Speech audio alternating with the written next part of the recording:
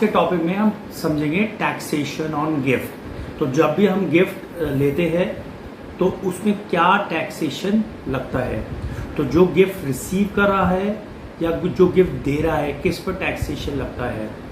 Gift movable भी हो सकती है, इमूवेबल भी हो सकती है। इमूवेबल मतलब लैंड, बिल्डिंग, मूवेबल मतलब deposits, gold, FD, shares, any other thing other than land and building. So आप अगर किसी को भी गिफ्ट देते हो up to 50,000 rupees during the year, वो एग्जाम माना जाता है, वेदर गिफ्ट टू रिलेटिव और whether gift to non relative.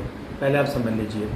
तो any sum of money you have received without a consideration, तो आपने कोई पैसा मिला without a consideration, if it exceed 50,000 rupees then the entire amount will be taxable.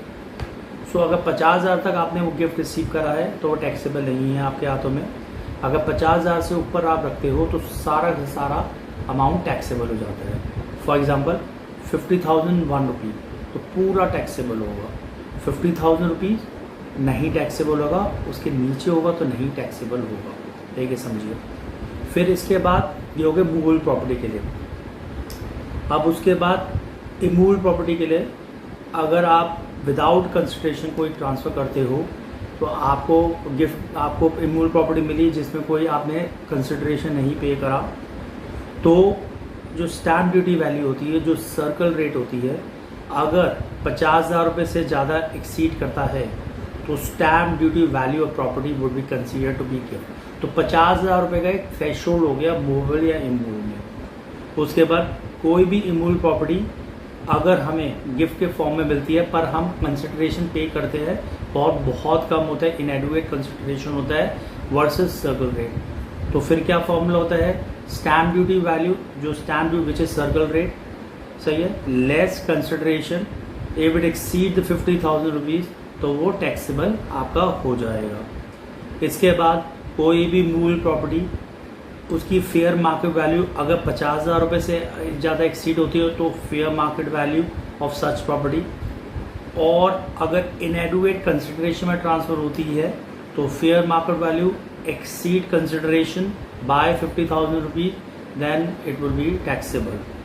Correct. अब किस किस को एग्जम्पशन होती है गिफ्ट टैक्स में, तो अगर मैं किसी को गिफ्ट देता हूँ और वो इन एग्जम्पशन लिस्ट में आता है तो इर्रेस्पेक्टिव ऑफ एनी अमाउंट, जो एक थ्रेशोल्ड है 50,000 रुपीज़ की, वो एग्जाम माना जाएगा।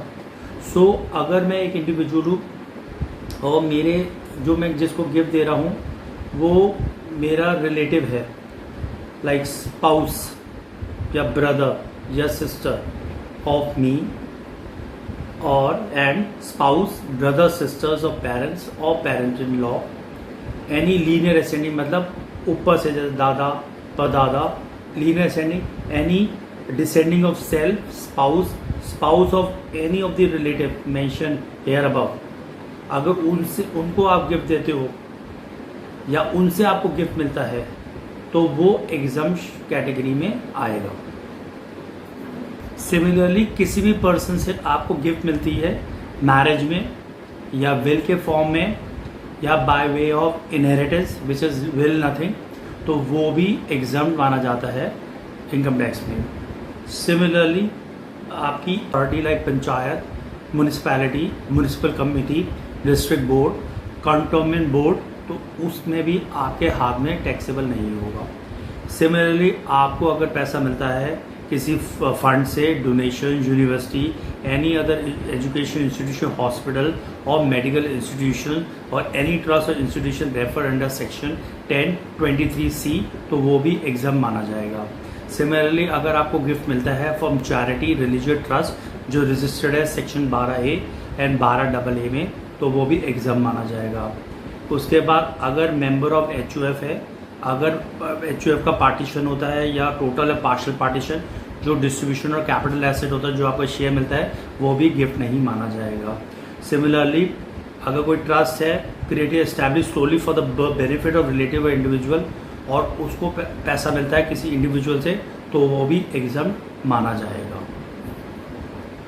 सो मोटा मोटा हमें ये समझना पड़ेगा 50,000 की एक थ्रेशोल्ड लिमिट है उससे ऊपर जाएगा तो पूरा टैक्सेबल हो जाएगा, वो या उससे नीचे रहेगा तो टैक्सेबल नहीं है।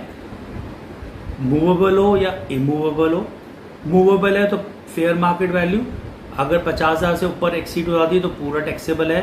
अगर इनएडुएट कंसिडरेशन है तो फेयर मार्केट वैल्यू जितना कंसिडरेशन आपने पे करा if it exceed 50,000 rupees then taxable है। सिमिलरली इमूवेबल प्रॉपर्टी में भी अगर विदाउट कंसिडरेशन है तो क्या होगा, fair market value which is stamp duty circle rate if it exceed 50,000 rupees, और अगर इनएडुएट कंसिडरेशन है then fair market value less आपका consideration exceed 50,000 rupees then taxable होगा। कुछ कैटेगरी ऑफ पर्सन है अगर उनसे आप गिफ्ट रिसीव करते हो तो आपका एग्जाम माना जाएगा, लाइक रिलेटिव से या किसी ट्रस्ट से या एजुकेशन इंस्टीट्यूशन से या HUF से, ऐसे या विल के फॉर्म में, इनहेरिटेंस के फॉर्म में, डेथ के फॉर्म में, मैरिज के फॉर्म में अगर मिलता है तो वह एग्जाम माना जाएगा।